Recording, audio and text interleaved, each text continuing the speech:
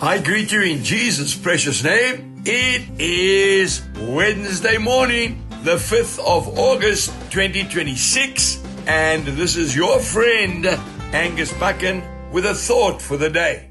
We start off in Luke chapter 1 and verse 22. But when he came out, he could not speak to them, and they perceived that he had seen a vision in the temple. For he beckoned to them and remained speechless. Zechariah, the father of John the Baptist, lost his voice until John the Baptist, the baby, was born. Why? Because the Lord said because of his unbelief. He was a very old man when the Lord told him that he was going to have a son through Elizabeth, his wife, which he did have. And this was not just any son. If you look at Matthew chapter 11, verse 11, Jesus said, "Assuredly I say to you, among those born of women, there has not risen one greater than John the Baptist." Incredible. Zechariah was chosen by God to be the father of the greatest man who's ever lived, who was born from the womb of a woman, according to Jesus. You know, folks, I'm a preacher. If I lose my voice, then I've lost everything. And I want to tell you about a man who shook South Africa.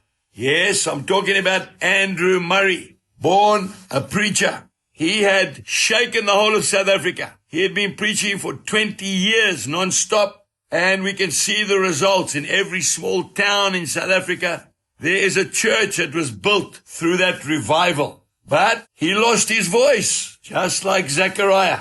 And for 2 years, Andrew Murray could not speak. He even went to Europe to see if they could sort out his vocal cords. They said he must rest. So for 2 years, a man being used by God could not speak. So what did he do? He sat down. There was no crowds, no following, and he started to write. And folks, I want to tell you that man wrote some of the greatest theological books ever written on subjects of holiness, on prayer life, of surrendering everything to Jesus. And if there's a young person listening to this podcast and you want to get a book that will draw you closer to Jesus, get Andrew Murray's Absolute Surrender. He got his voice back, but his writing superseded anything he's ever done. That's how Jesus works. Sometimes he takes something away because he wants to get our attention.